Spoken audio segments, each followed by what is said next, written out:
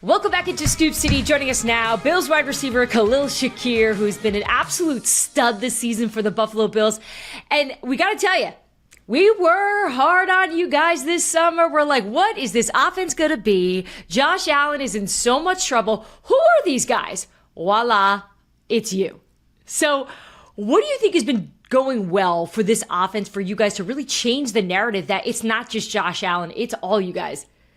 Yeah, I think a lot of it does run through Josh Allen, and he's somebody that, obviously we had a lot of new faces going into OTAs, but we took the time to make sure that, we spent time together, learning the playbook, hanging out outside of ball to build, that team chemistry, because we believe that carries over a lot to how you play for each other on the field.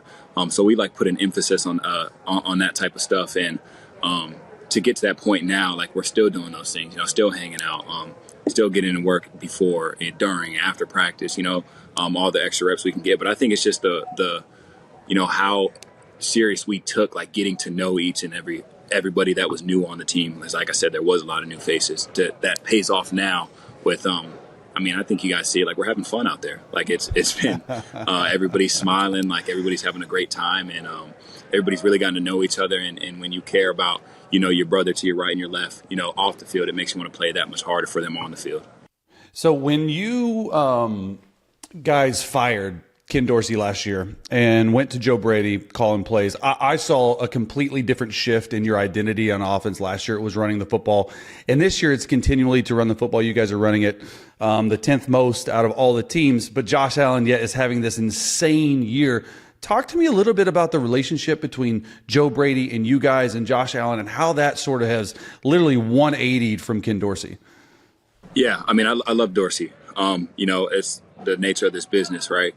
But man, Joe is a true player coach, hears us out, makes everybody feel everybody know that they can, with whatever issues or questions, go into his office and talk to him, and have a detailed conversation about whatever. He cares about us, not only on the field, but off the field as well.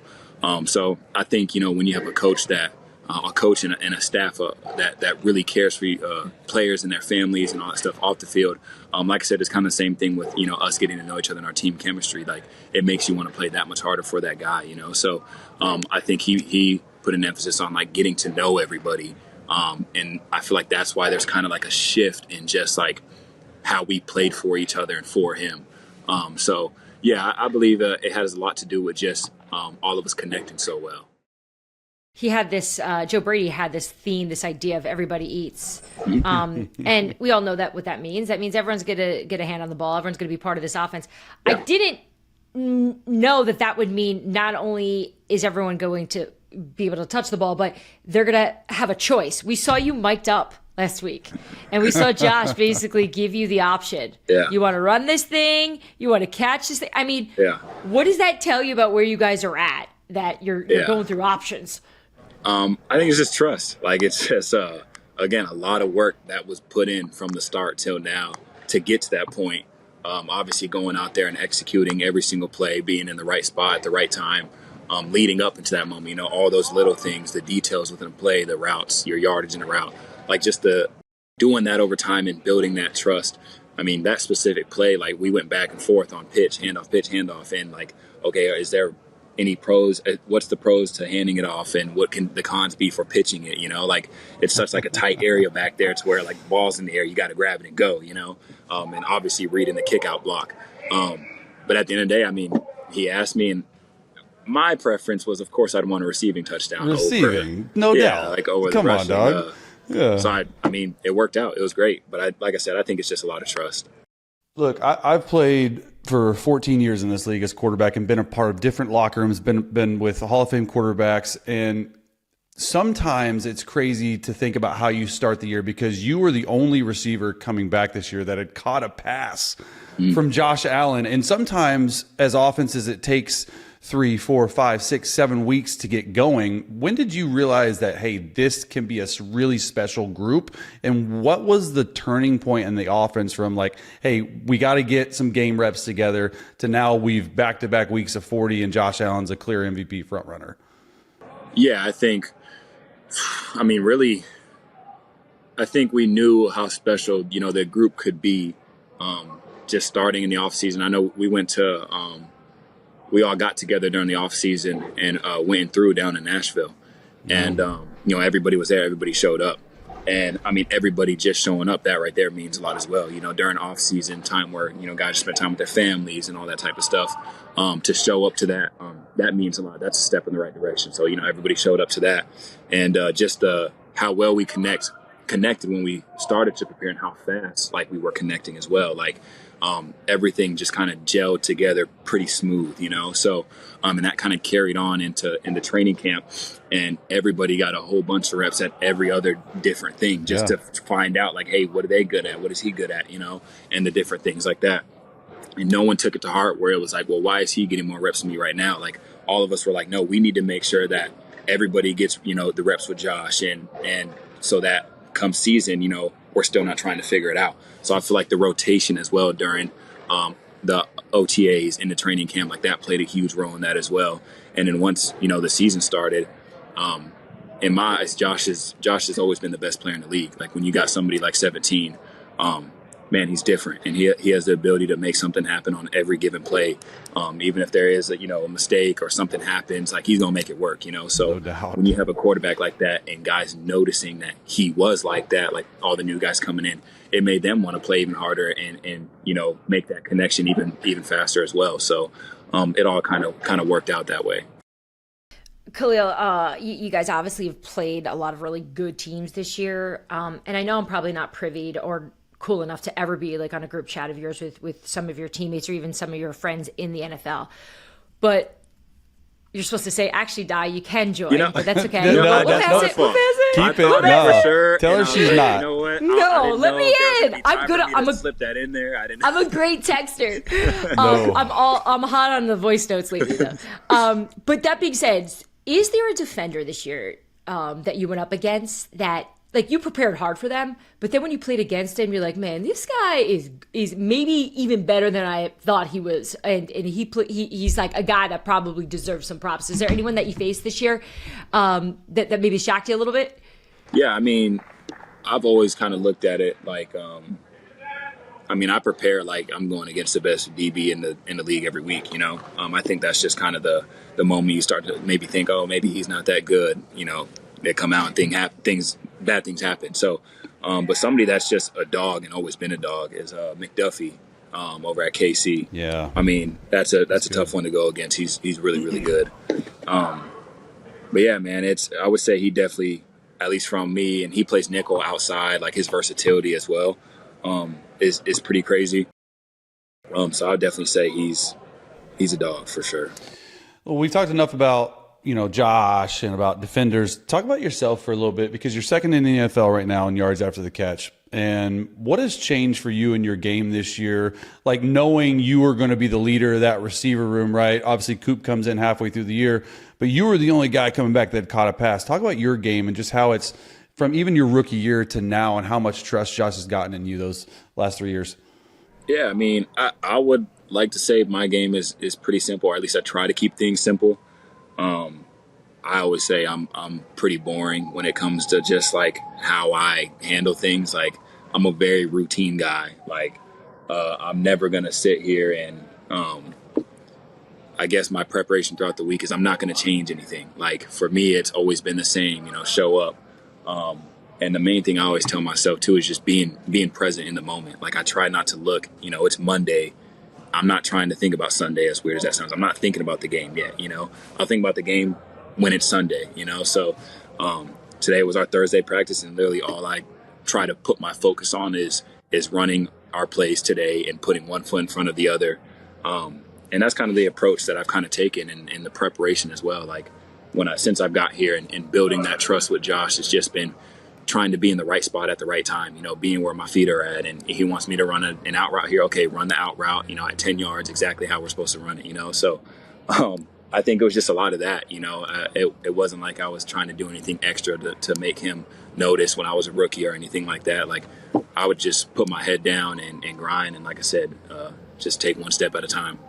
What awesome perspective. Yeah, I mean, truly. So Chase lives in San Diego right now. He's from Texas, but he lives in San Diego. 75 and sunny right now, boys. And I know you're a Cali guy, and I think you two are soft people. Come on. So What is that supposed to mean? Yeah. how have you adjusted to Buffalo? I mean, truthfully, like, snow stinks. Yeah, You know, no, I wouldn't say. I would say this, that right when it starts to fall, like it didn't start snowing here till end of November. So really only a couple weeks ago. When it first starts to fall, it's fun. Like, it's not that bad. And honestly, the San Francisco game playing when we had lake effect snow and it was wild. It was bad. That it wasn't even cold. Like, as crazy as that sounds, it gets cold here when the wind is blowing, and the wind wasn't blowing that much that night. So it was really just snow falling. So it's not that bad. Like, I played 4 years at Boise State, and it got pretty cold there. And in the coldest game that I've ever played, and wasn't even here, it was my rookie year in Chicago. It was like the wind was going, and it was like negative something because the wind chill. Like, and that was the only time in the past like 7, 8 years that I've worn a long sleeve in a game. Like, I won't do it, but that one I had to. It was super cold there. Speaking of Boise though, and cold, like, dude, Boise State, let's freaking go.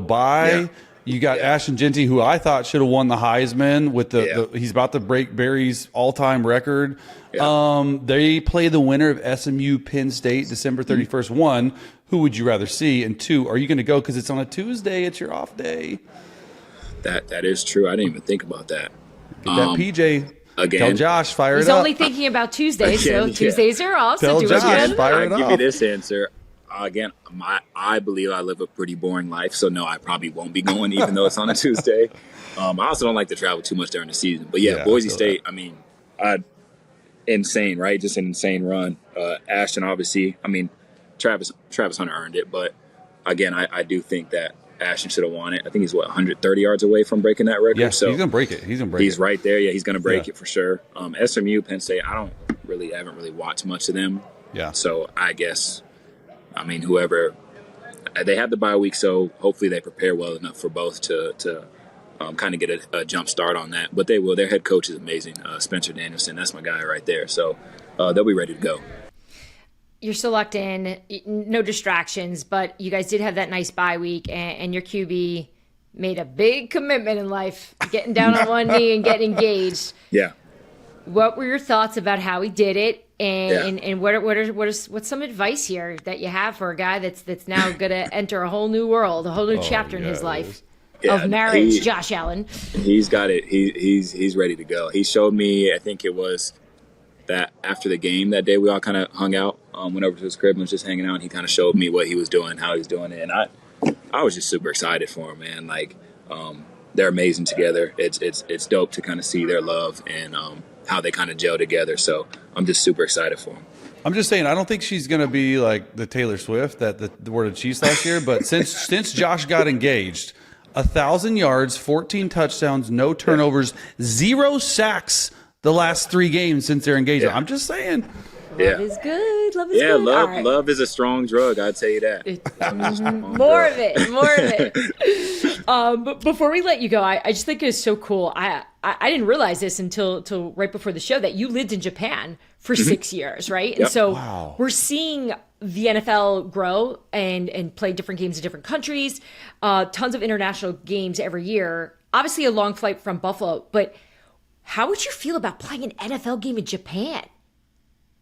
I guess it would determine, where it would be we playing in Japan. Like, I lived in Okinawa, Japan. That's where my football career started.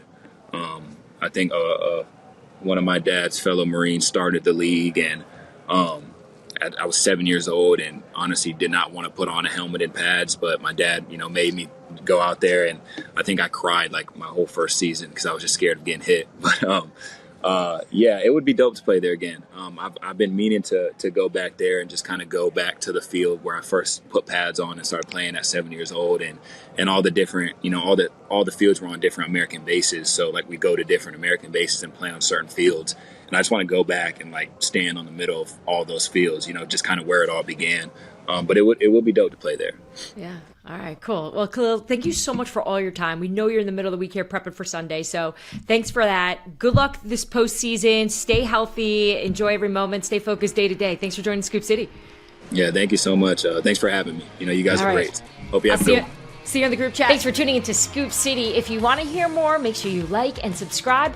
We drop our new episodes every Tuesday and Friday.